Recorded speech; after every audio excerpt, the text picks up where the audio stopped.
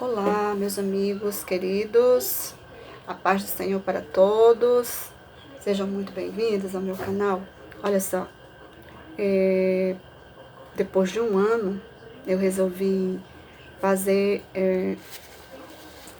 fazer mais vídeos para o meu canal, em forma de ajudar, às vezes, onde a gente não pode ir, a nossa voz vai, uma mensagem. Às vezes nós precisamos de ouvir a mensagem para a gente poder ser consolado, ser confortado. Porque a palavra de Deus, ela nos consola, ela nos conforta. E hoje nós vamos falar sobre guerra espiritual. E está em consonância com o vídeo anterior, que é porta estreita, caminho estreito, porta larga, caminho largo.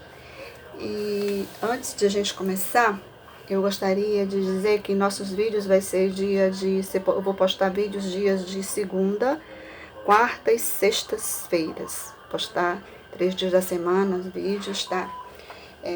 A mensagem, se você ouvir e perceber que essa mensagem é uma mensagem boa para alguém que você conhece, que esteja precisando, necessitando desse tipo de mensagem, você pode compartilhar, tá certo? Para outros amigos, irmãos, parentes. E também pode se inscrever no meu canal, deixando o seu joinha, né? Que é para nos ajudar aqui no YouTube, o YouTube entender que tem visualizações e vai propagar mais esses vídeos, tudo bem? E eu te convido a você abrir a sua Bíblia no livro de Efésios, no capítulo 6, que é o último capítulo do livro de Efésios. Eu acho assim extraordinário essa epístola de Paulo aos Efésios, porque nos ensina tanta coisa rica que você nem imagina. Olha, e no capítulo 6, no versículo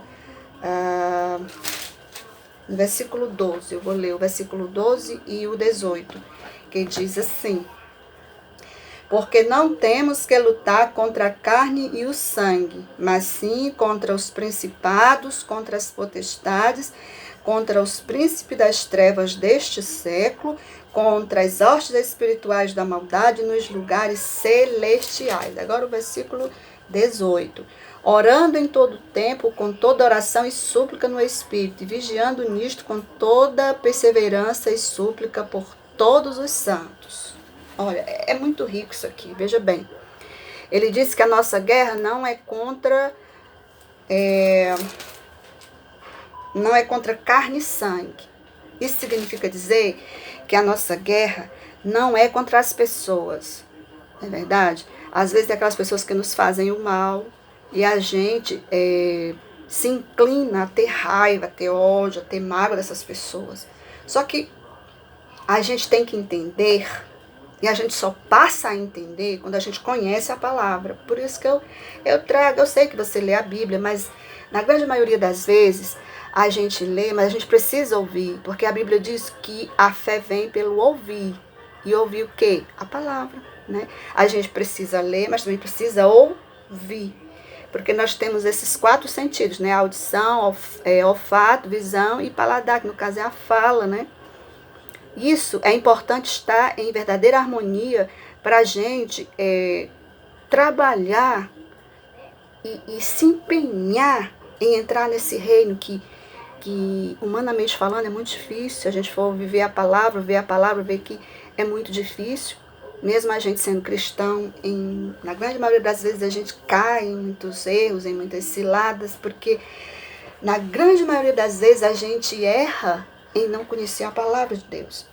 Então, esse é um fato que Paulo deixa bem claro, quando ele diz que não temos que lutar contra, ele queria dizer, contra homens, contra pessoas que nos fazem o mal, que nos batem, que nos açoitam, que fazem de tudo, que usam de covardia, que usam, enfim, de N coisas que a gente sabe e conhece, e quem sabe você não tem vivido, né, uma perseguição por alguém, mas saiba, não é esse alguém, é o espírito do mal, que no caso ele descreve aqui, é as potestades, os principados e os príncipes das trevas, que induz essas pessoas e fazem com que elas façam isso, porque elas são ignorantes, da informação da palavra de Deus.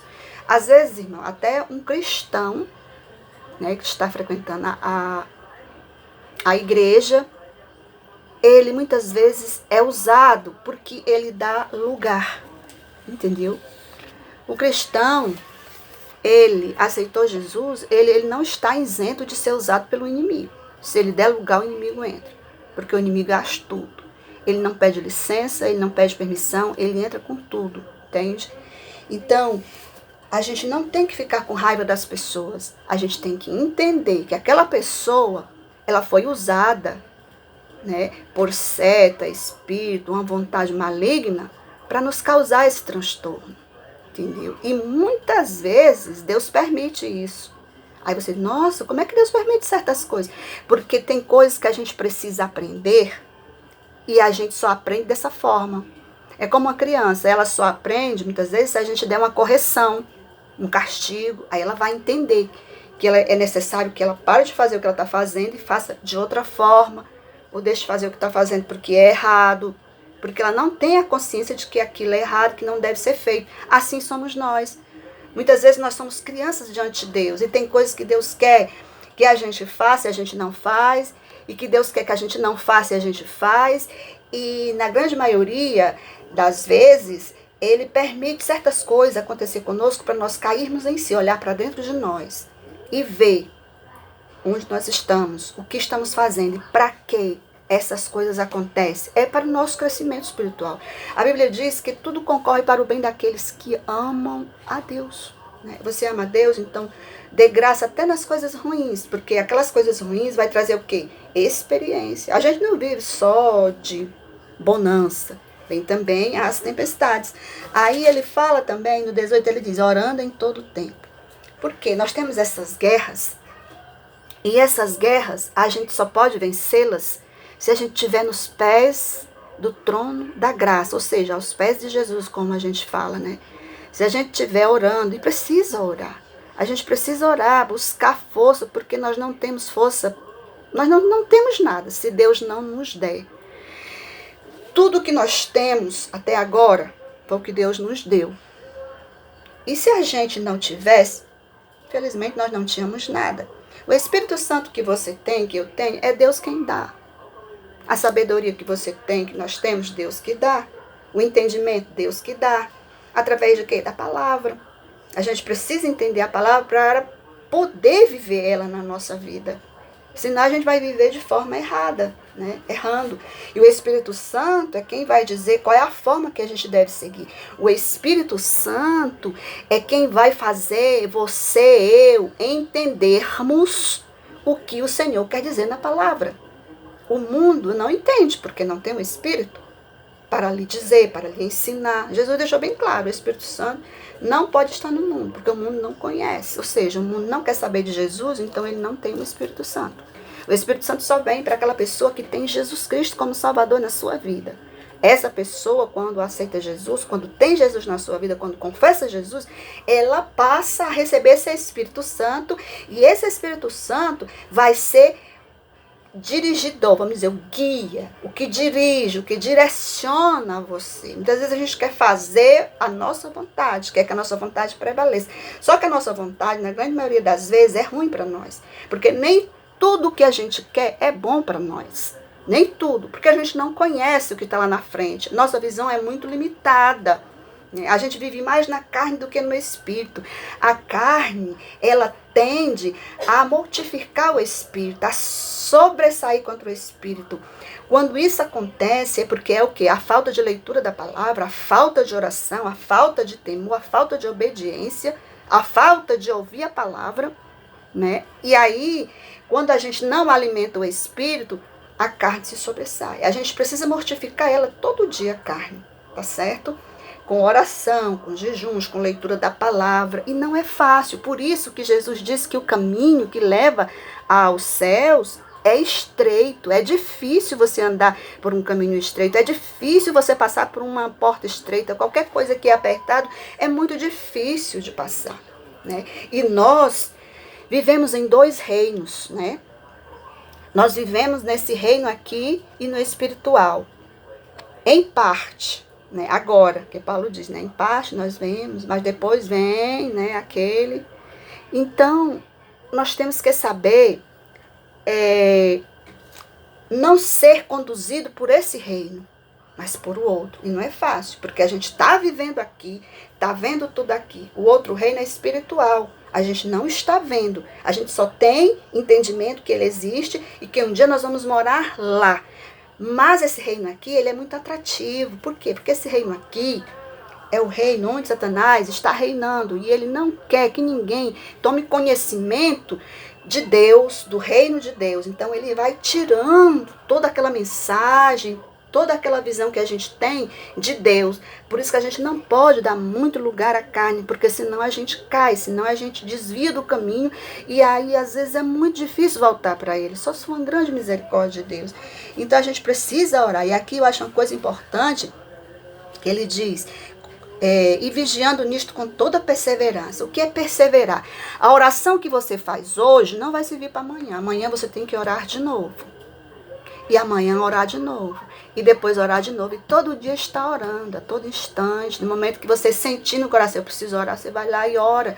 Fecha o olho, está sentado, está em pé, está deitado, ora, vai buscando. Em todo o tempo. Porque o nosso arqui-inimigo, ele não se cansa. Ele é espírito e em súplica por todos os santos. E outra coisa super importante, que nós temos que orar também por todos os nossos irmãos. Orar, pedir a misericórdia. Na grande maioria das vezes, o que a gente faz? A gente vê o irmão com um problema, ao invés de a gente orar para Deus dar graça, a gente fica falando, jogando pedra, e isso não é do agrado de Deus. Uma coisa que eu acho tão interessante é que Jesus, ele enfatiza essa questão de nós vivermos em união com os irmãos, né? Em união. Claro que vai ter algumas discrepâncias, algumas desavenças, mas nada que impossa de você olhar e ver o que você errou, o que você fez, reconhecer, pedir perdão, se reconciliar, todo dia, porque a gente ainda está nesse reino corrupto, decadente. E a gente tende também a fazer parte disso. Uma coisa que o Senhor me chamou a atenção hoje, para me refletir, é uma coisa muito interessante, que também eu acredito que é uma guerra que a gente tem, né? As guerras não é só aquelas que a gente tem que lutar, batalhar. Todas as guerras têm que ser lutadas e batalhadas, mas tem umas que a gente acha que não faz parte e passa desapercebido, e é um erro muito grave. Quando você tem oportunidade de sobressair contra outra pessoa, por exemplo, outra pessoa não está sabendo que vai ter percas financeiras ou de outra forma, e que você pode ganhar em cima, né, dessa pessoa. Ele não vai ficar sabendo, ela não vai ficar sabendo, então isso vai ser bom. Eu vou ficar enganando. Então, assim, nos mínimos detalhes. Aí você vai e faz isso, e Deus chama atenção, não é certo. É melhor que percamos do que a gente fazer o errado. Não sei se você está me entendendo. Porque era algo que estava no meu coração, assim, eu estava pensando, e o Senhor falou.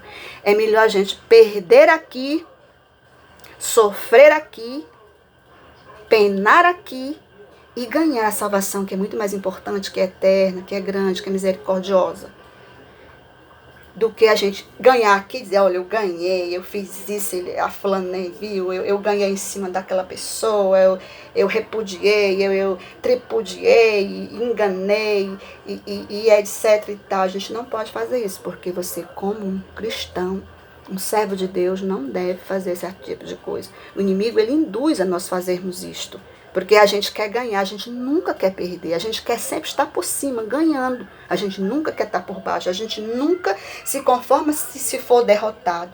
Porque a gente acha que tem Jesus, porque a gente pensa, eu tenho Jesus, eu vou ser sempre vitorioso. Nem sempre. Vai ter momentos que você também vai fraquejar, por algum motivo. Mas quando a gente está nele, firmado nele, andando na presença, isso é mínimo, isso não faz diferença.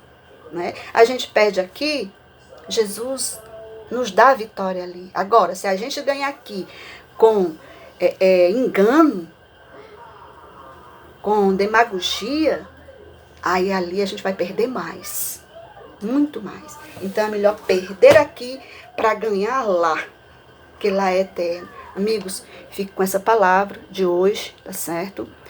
Não lute contra a carne, não lute contra pessoas, lute contra o espírito das potestades, das trevas.